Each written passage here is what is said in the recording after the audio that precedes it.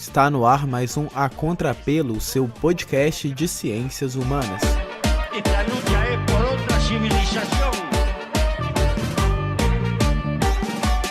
Invadiram nossas terras, roubaram nossas riquezas. Reis, rainhas, príncipes, princesas. Fala galera, esse é o primeiro episódio de Sala de Cinema do podcast A Contrapelo. E nesses episódios a gente vai comentar sobre filmes que consideramos importantes tanto na história do cinema quanto para a historiografia. Lembrando que o nosso foco é sempre usar o cinema como fonte de pesquisa historiográfica. Hoje a gente vai discutir sobre o filme Eles Não Usam Black Tie, do diretor Leon Risman. Nesse episódio, quem vai participar dessa roda de discussão é a Carol. Oi, Carol. Oi, gente, tudo bom? E o Caleb. Salve, galera. E eu, Fabrício. Mas antes de me apresentar, acho que primeiro, Carol, você quer se apresentar? Que eu acredito que seja a sua primeira vez aqui no podcast. Sim, primeira vez. Obrigada pelo convite, gente. Eu sou a Carol. Eu sou formada pela PUC em História. E eu faço pós-graduação também na PUC em Educação Criativa. E sou apaixonada por cinema, estudar cinema argentino, por causa da matéria de América, mas argentino, brasileiro, de qualquer lugar, a gente vai amando essa arte maravilhosa. Se não a melhor arte, né mesmo? Deixa uma provocação assim no ar. A grande arte, vamos dizer. Caleb, se apresente, por favor. Olá, eu sou o Caleb, né? Tô nesse podcast aqui voltando, né? Já participei de alguns episódios. Eu sou graduando, né, da PUC também, em História. Faz 9 períodos que eu tô ali sofrendo, tentando me formar. Eu acho que esse ano sai. E é isso. Eu sou um aficionado no cinema, né? Eu acho que o cinema tem uma magia própria, né, de narrativa, e que essa narrativa tem muito a contribuir para os trabalhos de história, né? É isso. Perfeito. Eu sou Fabrício Portugal. Quem acompanha o Luz, Câmara, Cinema tem algumas resenhas de alguns filmes que eu publico lá. Também publiquei uma história, 1918, também está lá no site do podcast, quem quiser conferir pode ir lá. E também já participei de alguns episódios aqui, a minha voz pode não ser tão estranha para quem já está acostumado e acompanha os episódios aqui do podcast. Hoje a gente vai falar sobre Eles Não Usam Black Tie. Já vou informar que vamos fazer alguns spoilers aqui. Então, se você ainda não assistiu o filme e não quer ouvir os spoilers, pare aqui, vá assistir o filme e depois volte para poder acompanhar as nossas percepções sobre o filme. Bem, vamos começar então falando um pouco sobre o diretor Leon Risman, ou Risman. Ele é um dos nomes do cinema novo. O cinema novo é um movimento do cinema brasileiro que ocorre no final da década de 50, passa pela década de 60 e vai terminar no que vai ser chamado de cinema marginal. É um cinema que está interessado em revelar as mazelas do Brasil, as desigualdades do nosso país. É um cinema, vamos dizer assim, militante, né, para atualizar as nomenclaturas para o nosso tempo. Mas também é um cinema que quer sair da influência de Hollywood, que né, por um bom tempo influenciou a cultura fílmica, influenciou a indústria cinematográfica e até o consumo de filmes no Brasil. Muito influenciado pelo neorrealismo italiano, também pela Nouvelle Vague francesa. Então, tem o nome que poderíamos dizer que é o ápice desse movimento, é o Glauber Rocha, uma câmera na mão, uma ideia na cabeça e uma estética da fome. Claro que temos críticas com relação a esse movimento, mas estamos contextualizando, pelo menos no ponto de vista da história do cinema, a posição do Leon Risman nesse cenário. Eles Não Usam Black Tie, ele foi lançado em 1981. Ele trata da história de um casal, Tião e Maria, né, que tem as suas famílias. Eles vivem numa favela em São Paulo. Eles são metalúrgicos, né, trabalham todos numa empresa. E o pai de Tião, ele é um um militante, ele é uma pessoa que está lá, foi presa, né, ele não participou de parte da criação do Tião, porque ele estava preso, e ele tem uma posição muito de confrontar e de organizar a classe trabalhadora, né, para defender os seus direitos. Acontece, né, que o dono da empresa, né, o burguês, não quer pagar o aumento para eles, e os trabalhadores começam a se movimentar. Enquanto isso, o Tião recebe a notícia de Maria de que ela está grávida, e eles pretendem se noivar e casar, e ele está preocupado em sustentar essa nova família que vai começar, que está surgindo. A partir desse momento, ele fica em conflito entre construir a sua vida, né, criar o seu filho e ter uma casa e dar tudo de melhor para a futura esposa e o filho, e se envolver, se engajar e lutar pelos direitos dos trabalhadores com risco de perder o seu emprego. O filme trata-se da transformação, ou então do processo de decisão do Tião de se transformar no pelego, né, aquele que fura a greve.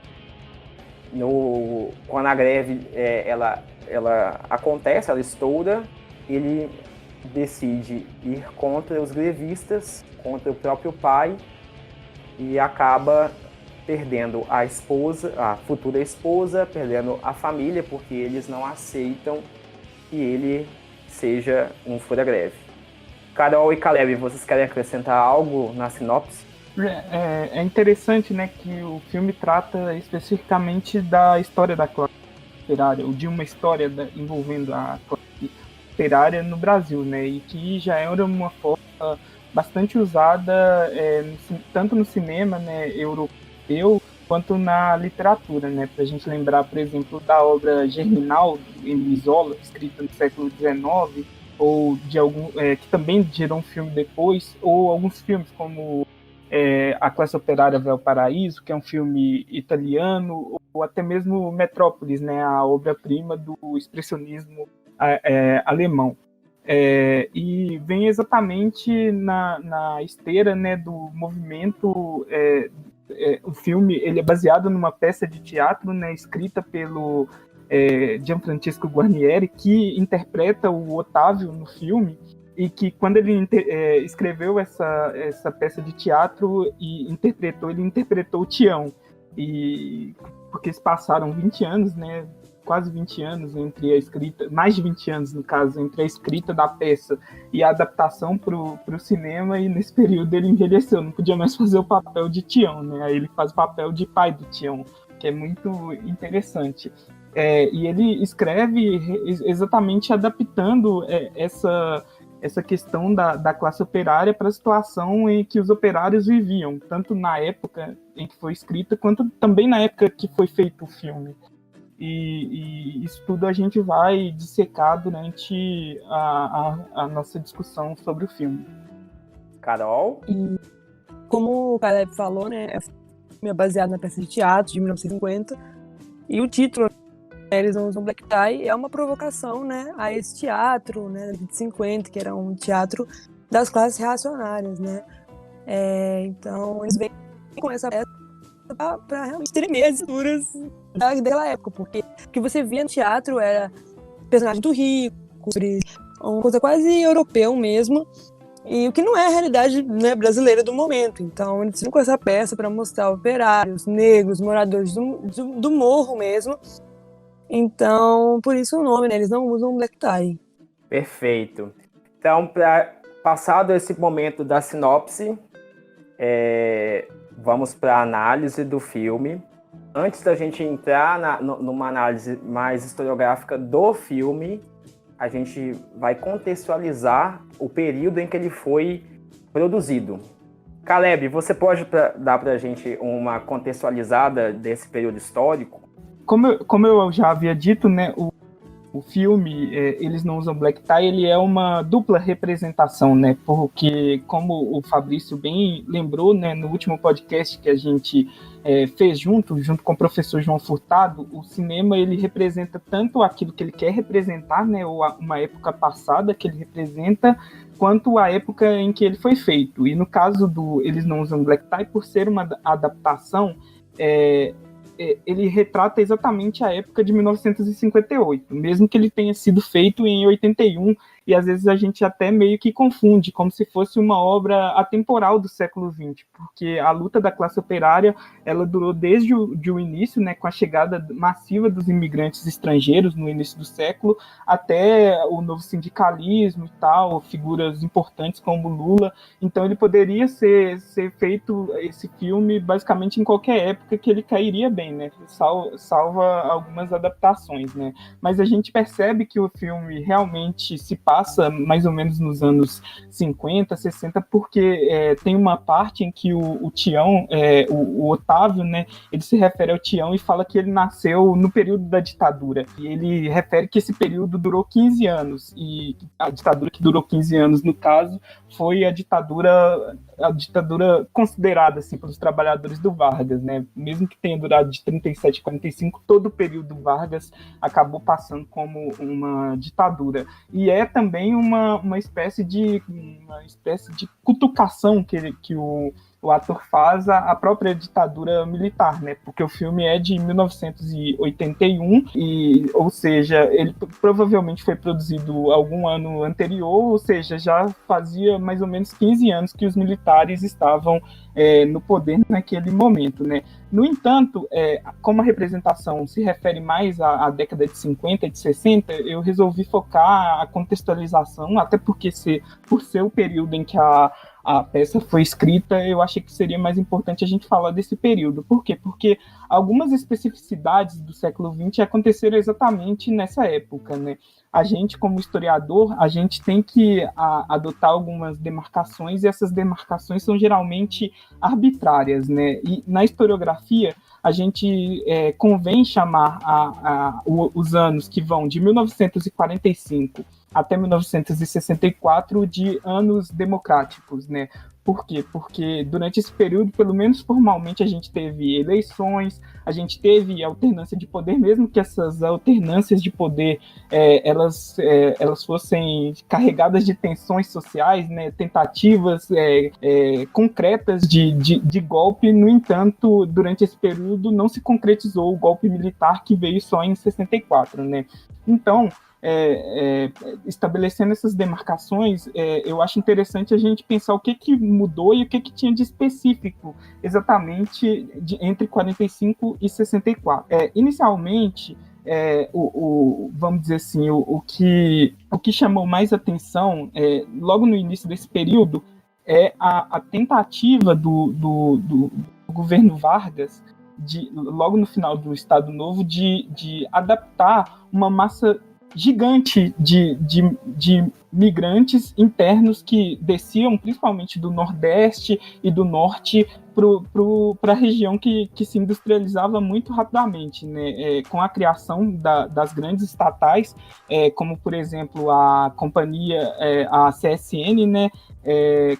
Companhia Siderúrgica Nacional, e posteriormente, né, com JK, das indústrias automobilísticas. Então, esse era um dos problemas que se colocava naquele momento de final do Estado Novo e início do período democrático, né? Esse trabalhador que vinha do campo, ele era considerado inocente pelas autoridades, né? Ele estava tanto sujeito à massiva exploração dos patrões e à cooptação para objetivos espúrios pela esquerda, que se formava e que ganhava cada vez mais adeptos a partir do final e início da redemocratização, principalmente porque a esquerda ela tinha uma pauta que cativava no discurso vamos dizer assim, o apoio dos trabalhadores, né?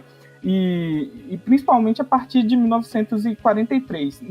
Novamente, nas nossas demarcações arbitrárias, a gente costuma dividir o governo Vargas em em três, né? O período anterior à ditadura do Estado Novo, e a ditadura do Estado Novo também é dividida em dois, que é o período de consolidação, que vai mais ou menos de 1937 até 1942, e o período, vamos dizer assim, de tentativa de reabertura, que se inicia principalmente com a entrada do Brasil na guerra, né? E essa entrada do Brasil na guerra, ela significou o quê?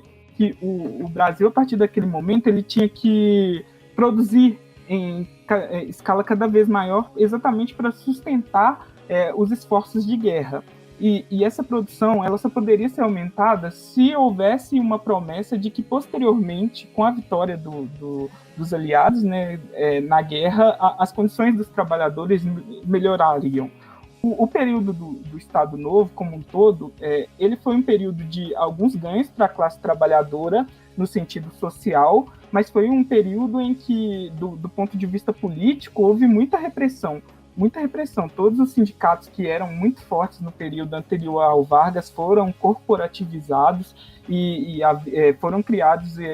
O Ministério do Trabalho, por exemplo, ele tinha a função tanto de fornecer uma ajuda para o trabalhador, mas ele também tinha a função de pacificar esse trabalhador, né? E o Ministério do Trabalho era uma instituição política muito difícil, porque a partir do momento que o trabalhador ele tinha alguma requisição, ele deveria se afastar do seu trabalho, e durante o período que ele estava com o seu processo correndo no tribunal, ele ficava sem salário. Então acabava que o trabalhador tinha que decidir se ficava sem trabalho e processava a sua empresa, ou continuava nas condições piores. E com o esforço de guerra, essas condições acabaram piorando muito. No entanto, a questão política começou a voltar, né? Começou a voltar por quê? Porque exatamente por conta dessas promessas que foram feitas ao trabalhador no esforço de guerra. E com a entrada do Brasil na guerra, houve também um questionamento de todas as políticas arbitrárias que se cometiam, né? Todo o autoritarismo do Vargas. E o Vargas começou a adotar um novo discurso, principalmente por quê? Porque o Vargas ele enxergava que as alas liberais do país ganhavam força e existia uma aliança entre essas alas liberais e os militares. Então, o Vargas enxergava que dessa aliança só poderia, vamos dizer assim, não poderia sair nada de bom. Então, o que o Vargas começa a fazer? O Vargas começa a apoiar essas novas reivindicações dos trabalhadores, né? O Vargas, com os seus objetivos de continuar no poder, ele vai se vincular exatamente às conquistas sociais que o seu governo havia conseguido, com o objetivo exatamente de, num período posterior, voltar. Então ele vai criar dois partidos que vão, vamos dizer assim, encarnar a ideologia do Vargas, né, que vai ser o PSD e o PTB, principalmente o PTB, né, que vai virar o partido, o representante do trabalhismo, e vai legalizar o PCB. E quando ele legaliza o PCB, ele acaba angariando o apoio dos comunistas, e com esse apoio, tanto dos trabalhadores quanto dos comunistas, ele vai conseguir contestar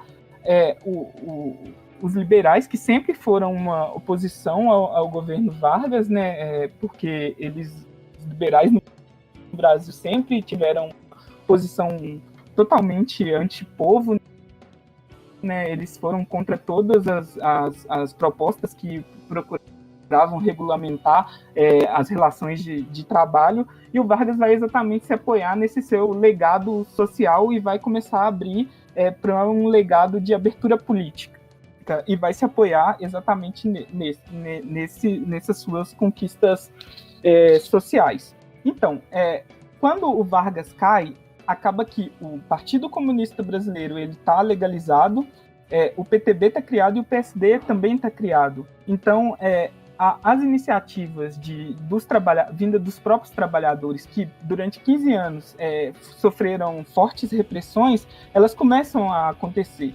No entanto, o partido que mais tinha vamos dizer assim, uma vinculação com essas greves era o PCB que sofria a todo tempo a ameaça de ser colocado de novo na ilegalidade, né?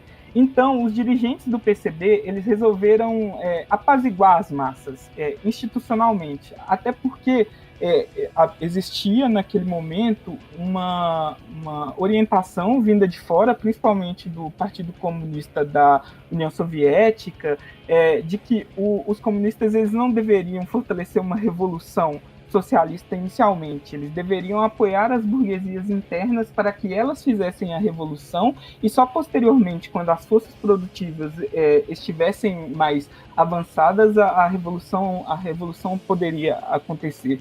Então, a ala institucional do PCB começou a apaziguar as massas. No entanto, existiam os trabalhadores do chão de fábrica vinculados ao PCB que, quando o pau cantava, eles estavam lá sempre do lado dos trabalhadores. E essas primeiras greves, né, principalmente no final, foram marcadas por um apaziguamento vindo de cima e um, vamos dizer assim, um atiçamento vindo de baixo. Conflito, né, entre... Esse foi o conflito que, vamos dizer assim, marcou o início da democratização, principalmente do ponto de vista dos trabalhadores. Eram trabalhadores que, por muito tempo, foram alijados dos seus direitos políticos de manifestar, de fazer greve, e que agora começavam a sentir na pele vamos dizer assim, o elixir da democracia, né? A possibilidade de lutar pelos seus direitos, não que eles não lutassem no período do Estado Novo. No entanto, a partir da redemocratização, esses direitos foram ficando cada vez mais claros. E o que começou a acontecer? Começou a ter muita greve. E o Partido Comunista, por mais que ele tivesse uma posição moderada e conseguisse ter uma representação cada vez maior no Congresso, a gente teve a eleição de 1947 em que o principal, o candidato do Partido Comunista, ele recebeu 10% dos votos. E na eleição legislativa também eles conseguiram uma bancada bastante representativa. E é claro que os liberais e os udenistas olhavam para isso com muito medo. E o Dutra, em 48, resolveu cortar o mal pela raiz. Proibiu o Partido Comunista, colocou ele de novo na ilegalidade e no ano seguinte cassou todo o mandato dos comunistas. E com isso, os comunistas perceberam que a solução para a militância estava realmente em organizar no chão de fábrica e participar das greves. E a partir desse momento, com um arrojo democrático e com o Partido Comunista na ilegalidade, aí sim começou a ter um movimento que apoiava cada vez mais as greves. A gente teve, no início da década de 50, greves cada vez maiores, e essas greves, dentro de um sistema democrático, acabavam empurrando cada vez mais o sistema eleitoral para a esquerda. E como não existia mais o Partido Comunista, que estava jogado na ilegalidade, vamos dizer assim, o legado eleitoral, tanto do trabalhismo quanto dos comunistas, acabou sendo jogado no PTB, que foi considerado o partido eleitoral de esquerda maior que se tinha no momento. Uhum. E as greves começaram a ser cada vez maiores, os partidos vinculados, no caso o partido vinculado à esquerda começou a ter um apoio cada vez maior, e a gente teve em 1955 uma greve de 300 mil pessoas, e um ano antes do filme ser lançado, né, ou da peça ser lançada, que é 1958, a gente teve uma greve de 700 mil pessoas. Então, mas no filme também, né? 1980 teve uma greve também. Sim, em São Paulo, né? Exatamente a questão da dupla representação, né? Porque o filme, ele retoma uma peça que é da década de 50, exatamente para tentar falar do momento que se estava vivendo, porque a partir da década de 80 a gente tem a retomada com o novo sindicalismo, né? Então, teve 68 também, teve uma greve também, né? Até a gente que é de BH aqui lembra, né? Contagem aqui... As Nossa, greves isso é nunca doido. pararam de acontecer. No entanto, com todo esse contexto social, ele vai desembocar exatamente na aliança dos empresários com cada vez maior com as forças de segurança, né? E a gente pode perceber isso até mesmo no filme, né? Toda vez a polícia é sempre chamada e a polícia está sempre lá para defender o direito do empresário, de impedir os trabalhadores de fazerem os piquetes na porta da fábrica, mas esse era exatamente o contexto social em que a peça foi escrita, e exatamente por tentar trazer o problema que estava na sociedade para dentro dos palcos que a peça é tão representativa do momento que se estava vivendo. Né?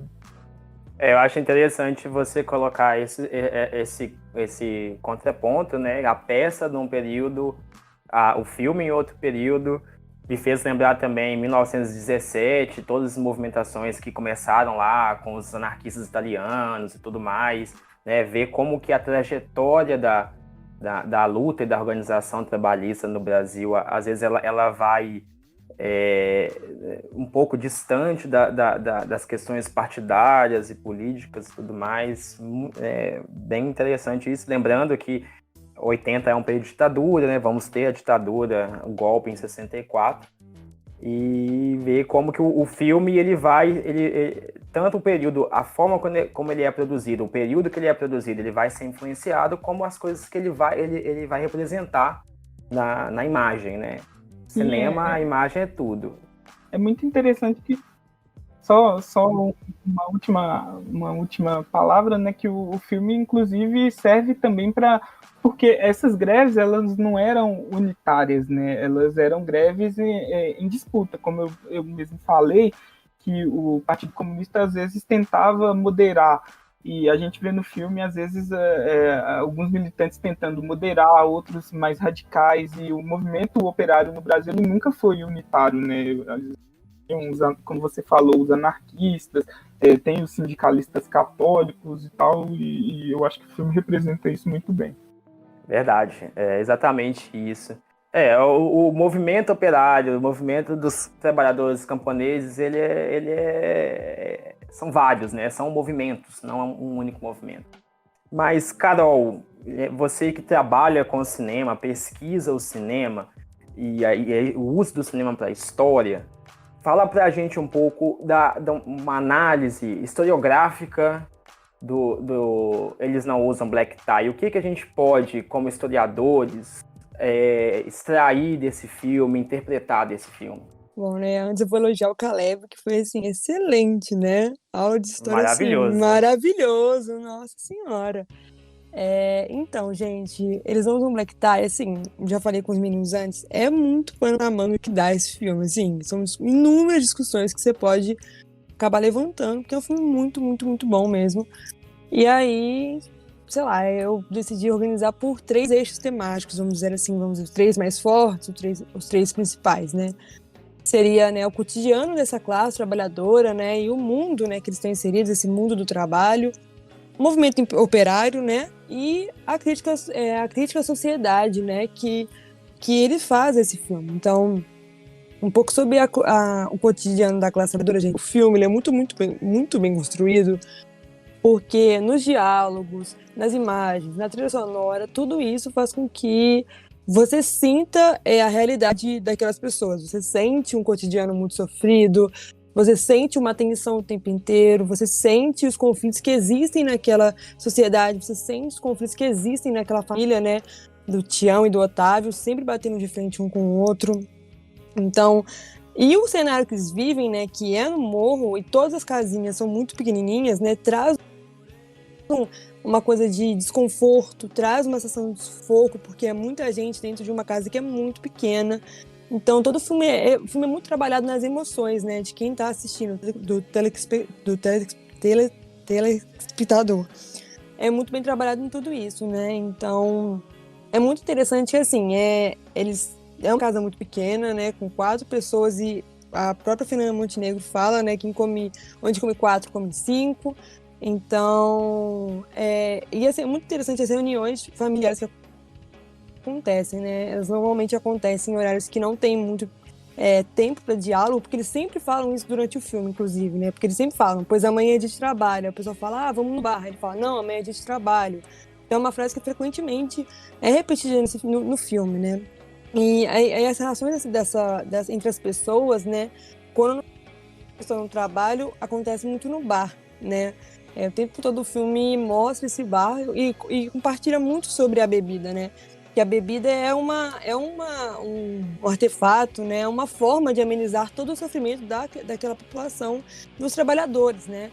Então, o próprio Otávio fala, não, vamos tomar uma aqui para calibrar, né? Para reforçar a ideia de um cotidiano muito sofrido, cotidiano de quem trabalha de dia de sol a sol e não é reconhecido com isso, né?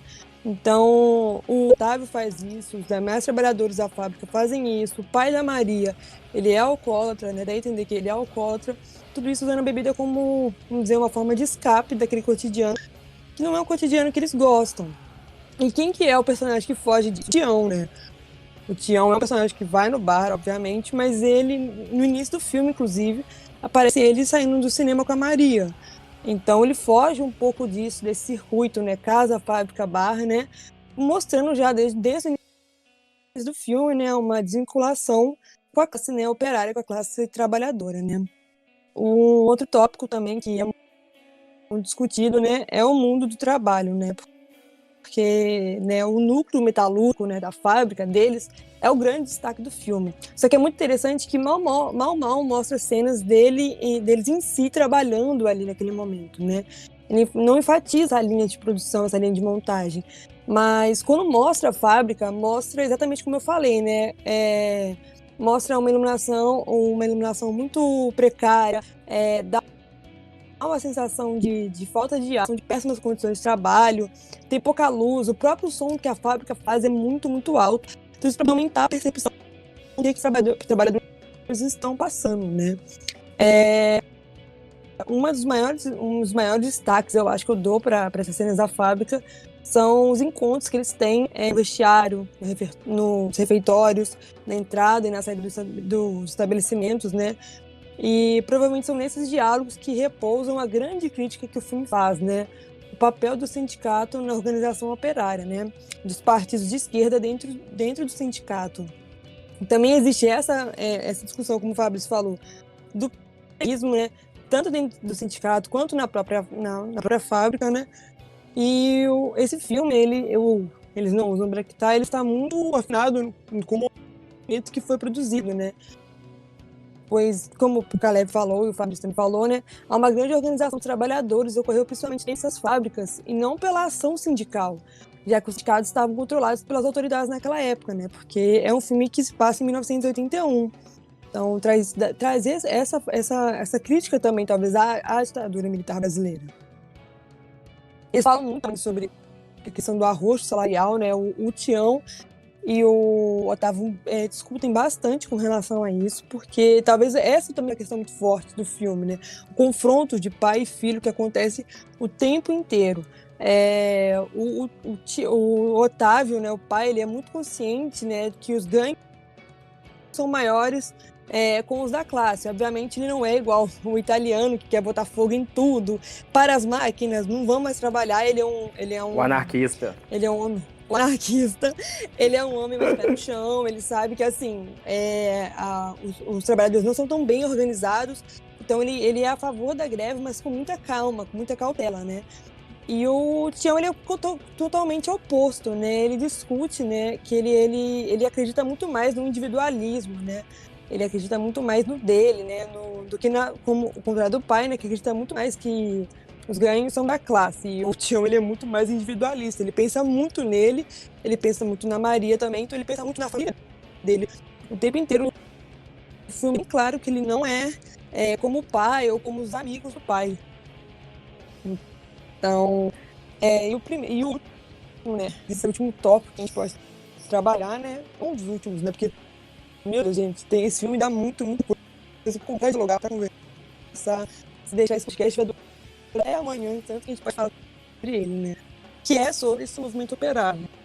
Né?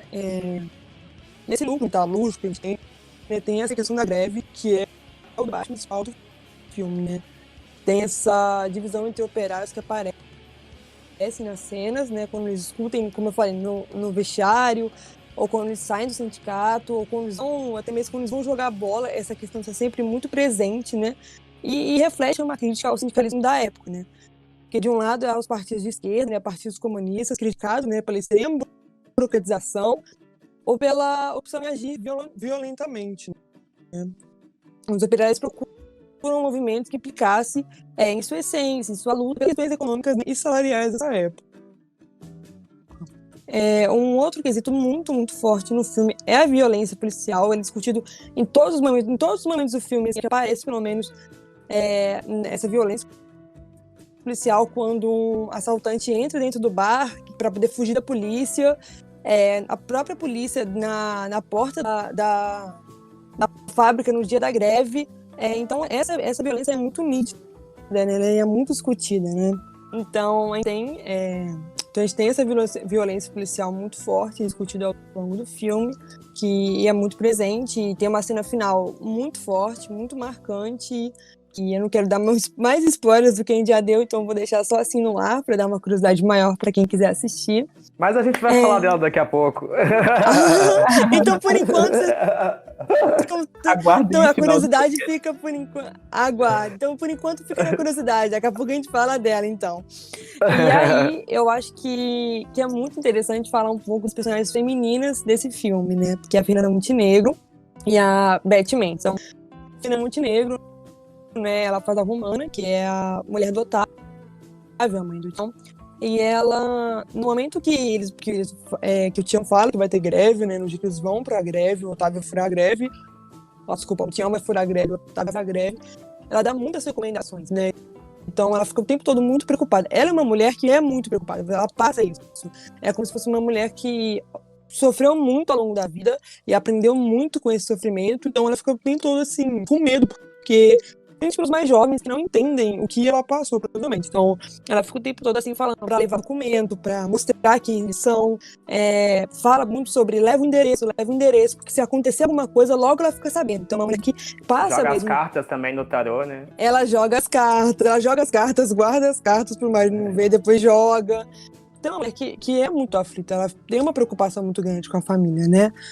E a repreensão da greve, né, ela acontece, né, nessa fábrica, e depois também tem esse espancamento com os operários, e por fim... e será que eu já conto agora ou eu espero um pouco o Fabrício? Pode contar, conta, né, pode no contar. Final, né, Conta. A gente tem, né, nessas cenas mais finais, a gente tem o assassinato de um dos companheiros do Otávio, né, durante esse piquete por um policial militar. E do Braulio, exatamente. Dá uma perda, porque o Braulio é um bom personagem. Ele é igual o Otávio, ele é muito pé no chão. Ele quer a melhora, mas ele sabe que não é. Ele tem um ótimo discurso no meio do filme. Sim. Que fala que o inimigo não é o Tião, mas é quem explora a gente. Exatamente. Porque as pessoas vão pra bater no Tião, e aí ele fala isso, exatamente. O inimigo não é ele. Ele é um personagem muito sensato, porque ele sabe que não é sair quebrando as coisas que vai resolver. Ele tem que manter ao máximo o pé dele no chão e dos demais também, que às vezes não entendem isso, né? Então, ele morre quando ele tá sendo mais moderado. Ele tá tentando tirar as pessoas da frente, tentando evitar o conflito e acaba levando um tiro. Nossa, é desesperador. A cena é nua e crua, né? O tiro nele. Uhum. Nossa, é muito triste. Eu acho que... Pode falar, Fabrício. Pode falar, Carol. Não, pode falar, senão eu vou entrar. Que eu acho interessante, eu acho interessante porque tanto o Braulio quanto o italiano, o Sartini, eles trabalham um pouco como as consciências dos trabalhadores ali. Sim. O Sartini é aquela pessoa que todo mundo ali que vive no sofrimento, que vive na luta, eles querem tacar o fogo e jogar bomba e tudo mais, ao mesmo tempo que eles, né, tipo, é um contrapeso. Os dois servem um pouco de contrapeso, assim, de consciência, né? Eles são uma balança, né? Como se fossem dois pesos, e aí pra manter a galera, pra saber o que fazer, né? E eu acho que o personagem que mais me surpreendeu, com certeza, as personagens femininas, né, é a Maria, que é a noiva, a namorada do Tião, que é interpretada pela Beth Mendes. Que assim, quando eu comecei a assistir, no início do filme, a Maria fala pro Tião que tá grávida, aí ele fala, vamos casar, aquela coisa toda, né? E eu achei que ela ia ser uma mulher que assim, aceitava a ordem do marido, achei que ia ser uma mulher que não ia se impor, e eu me surpreendi muito, porque ela é totalmente ao contrário. Quando um dia antes da greve acontecer, ela vira o Tião e fala que vai lá. E o Tião vira e fala, eu tô mandando você não ir. E ela fala, que mandando o quê? Tipo assim, é uma mulher que se impõe. Ela tá ali para ajudar o pessoal. Ela incentiva, inclusive, o Tião a participar dessa greve. Ela é solidária com a classe que é dos trabalhadores. Ao contrário do noivo dela, que não está nem aí para isso. Então, tanto que terminam o noivado, o namoro, exatamente com ela terminando com ele. Porque ela acaba apanhando e vai para casa do Tião. O Tião vai atrás dela. E ela tá pé da vida com ele, porque ele não participou. Ela realmente chama ele de covarde. Ela manda ele se fuder, que ela não quer nada com ele. Ela vira e fala, o filho que eu tô carregando, ele vai ser neto do seu Otávio, mas ele não é seu filho mais. Então, me surpreendeu muito essa atitude dela, uma mulher que se impõe, sabe? Uma mulher que fala o que quer. E então, foi impressionante isso. E a mãe dele, né, a Romana, é muito interessante na cena quando o pai do Tião, né, o Otávio, ele vai preso. E aí o nervosismo dela chega até a ser engraçado, porque ela manda os outros, como é que você quer que eu fique calma? Meu marido foi preso? E aí alguém fala assim, ele foi preso pelo DOPS. E aí na hora ela para, pensa no DOPS, aí ela vai lá, pega as coisas dela e salva o marido, né, do DOPS, né? E aí a gente ficou se perguntando o que ela fala para conseguir tirar ele, porque o Otávio já foi preso. Imagina o medo que ela tenha tido quando ouviu que ele foi preso novamente, né?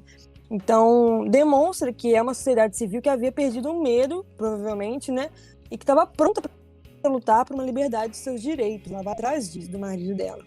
Eu achei essa parte muito interessante, porque, inclusive, eu lembrei do texto da Michelle Perrault, né? Que... Eu esqueci o nome do livro agora, no entanto, ela retoma principalmente uma tese de que o poder da mulher ele é um poder privado e um poder público também, mas principalmente no âmbito privado, né? Como que ela controla a casa, como é que ela acalma os ânimos, como que, tipo, aquela lógica interna ali não faria sentido se não tivesse uma figura de autoridade que é ela, né? Tipo, ela exatamente.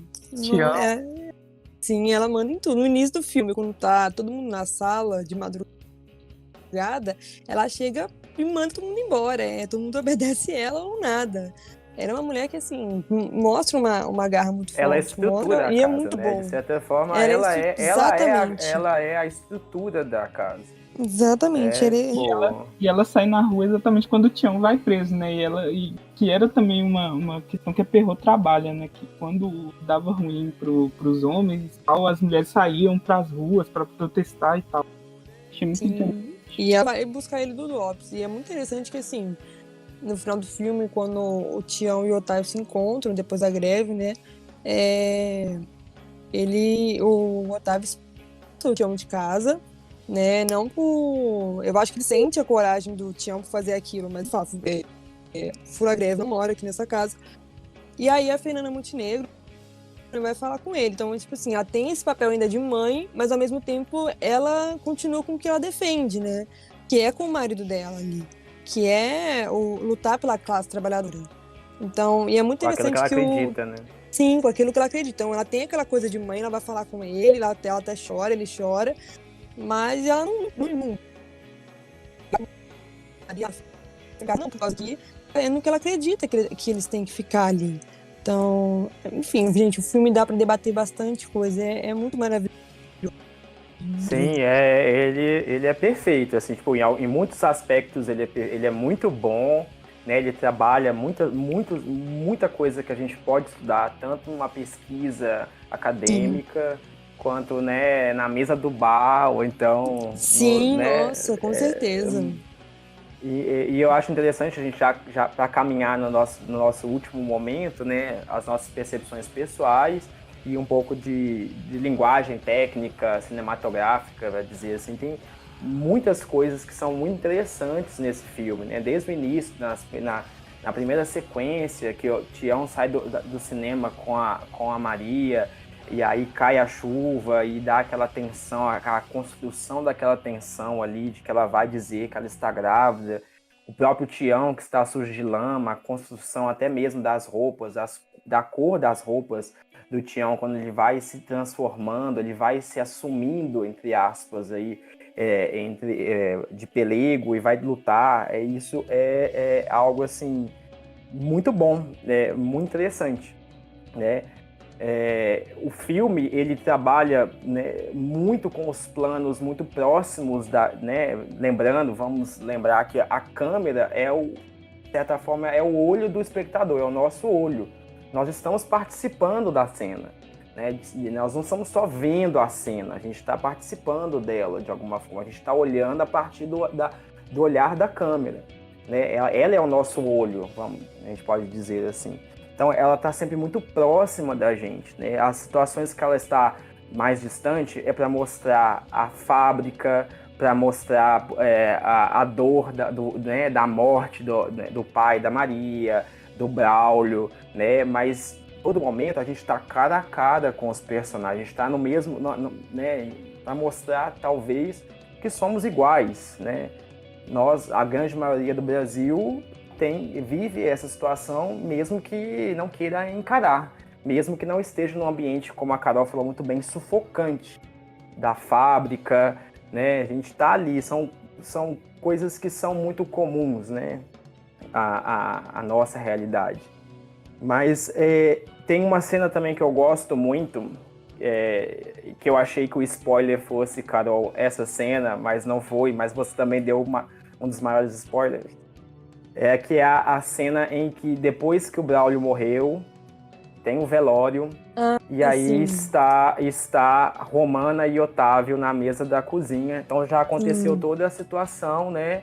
O filho se foi, né? toda aquela situação, e ela começa chorando, um silêncio assim que pesa mesmo, e ela começa a catar feijão, e ela vai, tira o feijão do pote, começa a escolher o feijão e colocar na vasilha que está no seu colo, e o Otávio pega também para poder ajudar, e é bem simbólico aquilo, né? Uhum. Se você pegar toda a situação, até mesmo o próprio filho, a gente pode entender aqueles grãos de feijão como os próprios trabalhadores, né? Tipo, você vai catar, não sabe se está catando aqueles que morreram ou está catando aqueles que lutam. Que eu acho que é bem interessante pensar nisso, né? E até mesmo ela, a mãe, ela que é, né, de certa forma, a estrutura, porque se ela não estivesse ali, todos aqueles homens não aguentariam 3 dias. Sim, sim. Né? Mas é ela que escolhe, é ela que faz, né? Ela que talvez consiga entender. Eu acho que até dá para fazer um paralelo bonito com ela abraça o filho, mas ela, olha, você vai. Eu sou sua mãe, mas você vai. Né? Então, tipo, é a pessoa que consegue apurar, tipo, né? Que catar E ela sempre percebeu que ele estava sendo o fura-greve dos hábitos, né? Que ele acorda mais cedo, no dia da greve ele acorda mais cedo que todo mundo e sai. Ela já meio que percebeu. Então, assim, eu acho isso muito legal e vou aproveitar, né? A gente já deve estar delongando bastante, mas eu vou aproveitar a sua experiência em analisar o cinema argentino. Existe um paralelo muito legal entre a cena do jantar, né, eles não usam black tie, com a história oficial, que eu até participei de um minicurso que você ministrou. Existe esse conflito que eu acho interessante, é muito parecido, né, apesar de, né, no caso argentino, o filho que se aliou à ditadura, ele enriqueceu, né? Nesse caso, no caso brasileiro, ele não se enriqueceu, né? Mas existe um paralelo, né? O pai que luta, um que lutou na Revolução Espanhola como anarquista, o pai que luta, que é preso pela ditadura, né? E assim, a arte permite essas possibilidades, né? E também aproxima a gente, aproxima as nossas realidades. Sim. Uhum. Né? Pois e acho que Pode falar? Não, é só isso que eu concordo plenamente com esse comparativo com a história oficial, né? Porque o Roberto, né, o pai dele é totalmente contra o que ele faz. E a mesma coisa, né? O Otávio e o Tião têm ideias totalmente opostas, têm visões opostas um do outro. Por mais que um admire o outro, mas eles têm essas visões, eles batem muito de frente o tempo inteiro. Então, sim, realmente dá pra fazer esse paralelo com esses dois filmes. E também eu acho que Pode falar, galera. o Tião representa também uma espécie de novo homem que estava nascendo naquele momento. A gente pensar que neoliberalismo, sociedade de consumo no Brasil foi implantado. Muito né, individual, muito. Exatamente. O Tião, ele representa aquela pessoa que não tá nem aí pros outros, pensando a todo tempo só nele mesmo. Né? Como a Carol já falou, acho que isso é bem representativo. Eu adoro como ele vai entrar na fábrica, aí ele vira e fala assim, a greve não é pelos direitos, então é meu direito de querer trabalhar. Eu fico, não, amigo, não, isso não. É muito bom a justificativa que ele usa. Porque ele sabe, lá no fundo eu sinto que ele sabe que ele tá meio errado em fazer isso, mas a vontade dele crescer, dele querer ser algo maior do que o pai dele, ele sobrepõe todo o sentimento que ele pode ter. Verdade. E que também é um representativo, né, da situação da classe trabalhadora, né? Porque a classe trabalhadora não é como se ela não tivesse a oportunidade de crescer na vida. Mas você só vai conseguir crescer na vida se for deixando de lado todos os seus companheiros e focando em si mesmo. Exatamente. Uma visão... pode terminar, Caleb. E, ele resolve tentar, né? Não, aquele amigo dele fala, né? Pra você crescer, você conseguir um escritório, você tem que falar o nome de um ou outro da fábrica pra mandar embora, né? O próprio amigo dele fala nisso do filme. Exatamente. Verdade. Sim. É um grande conflito, né? Ao mesmo tempo que você quer pôr a comida na mesa, você também precisa lutar para poder tirar, né, sair dessa situação, né? Eu acho interessante, me lembra um pouco de alguns escritos do Bakunin, do Kropotkin, falando com relação à educação. Tem um momento que o Otávio está conversando com o Tião, falando sobre educação, né? Como o Otávio estava preso e aí o Tião passou por um bom tempo sendo educado por padrinhos, né, por outros parentes, né, e aí, eu me lembrei na hora, a educação, vamos dizer assim, de luta, não apenas revolucionária, mas de luta, ela se faz, né, você entendendo onde você está, entendendo a sua profissão, entendendo as condições do seu trabalho, não só apontando as suas mazelas, né, não apenas falando as coisas ruins, né? Se você vê ali, tá escancarado, né? A Maria, né, no início do filme, ela pula a janela, divide o quarto com um irmão de 13 anos, ela tem que se trocar na frente do irmão, né? O espaço de intimidade é inexistente, mas na hora que ela entende a situação da própria profissão, do seu, né, como vai fazer a melhoria. Sim. Né? Porque o diálogo com o patrão sempre vai ser um paliativo, né? Beleza, nós vamos ganhar um pouco ali, é um ganho, mas não é o que a gente quer, não é o que a gente precisa. Né? Então, gente, a gente encerrar o nosso episódio, que já deve estar bastante longo. Vocês têm mais algumas considerações finais sobre Eles Não Usam Black Tie? Eu tenho uma interessante, né, pra gente pensar no Eles Não Usam Black Tie como uma representação que talvez já tenha passado e que o individualismo do Tião talvez tenha vencido, né?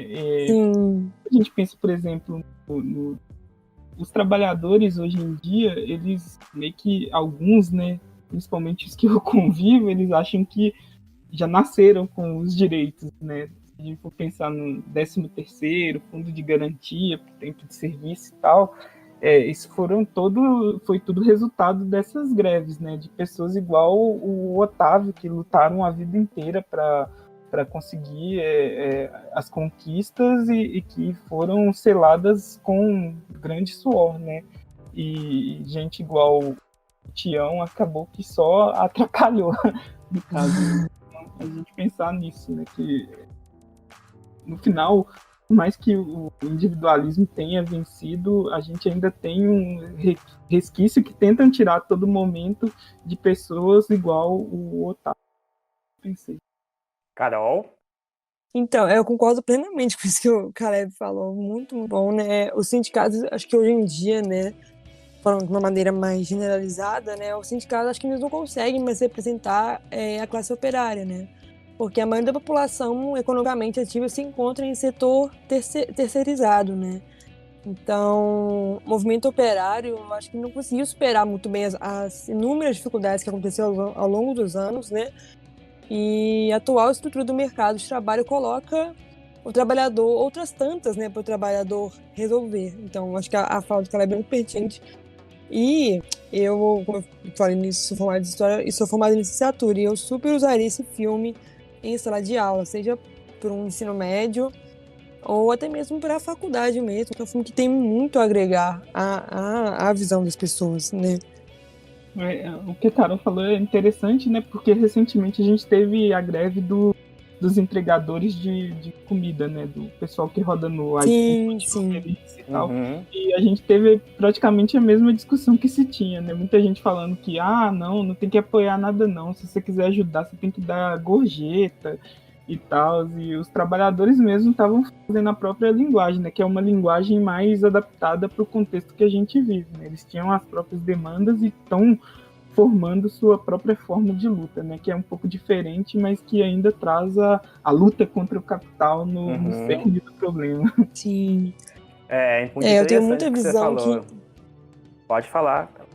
Não, eu ia falar que eu tenho muita visão que as pessoas hoje em dia têm essa visão que se o trabalhador faz greve, independente de qualquer motivo que seja, as pessoas já chamam eles de vagabundos, que não quer trabalhar, que não quer nada da vida, que já tá bom demais. Então, eu acho que um pouco desse movimento operário que aparece se perdeu ao longo dos anos mesmo. Eu acho muito legal o que o Caleb apontou da questão dos entregadores, né, de aplicativos. A luta e a resistência, ela sempre existe, né? Me permitam citar mais uma vez Bakunin, vou deixar a referência na descrição. E ele fala que o trabalhador, mesmo que ele não seja letrado, entre aspas, né, ele já é socialista, porque a condição de dureza dele ali, né, a gente vê no filme isso, eles, né, arrumam um emprego para o pai da Maria que é alcoólatra, tem toda uma né, onde come 4 comem 5. Então, observar essa organização que é horizontal e orgânica dos trabalhadores é sempre importante, né? A gente tem um costume na história, em muitos casos, né, não mais, mas já teve esse costume de analisar, né, pelo viés político, por cima, mas a história vista de baixo, ela, né, tá aí, a gente, né, consegue observar todas essas lutas e essas organizações, mesmo sem partido, mesmo sem sindicato. Algo muito importante também, que o Otávio, mesmo apoiando uma organização que vem do sindicato, ele apoia a greve, mesmo discordando do momento, né? Então ele está unido à classe trabalhadora, né? Ele está unido aos iguais, né? Eu acho muito interessante. Então, gente, acho que agora é o momento de encerrar, né? Agradeço muito a participação de vocês, foi maravilhoso. Muito Esse obrigada. filme é realmente muito bom. Foi muito bom mesmo. E a gente se encontra no próximo Sala de Cinema. Bom dia, boa tarde, boa noite. Não sei a hora que vocês estarão ouvindo esse episódio, mas obrigado e até a próxima. Muito obrigado, pessoal, e até a próxima. Até mais, galera.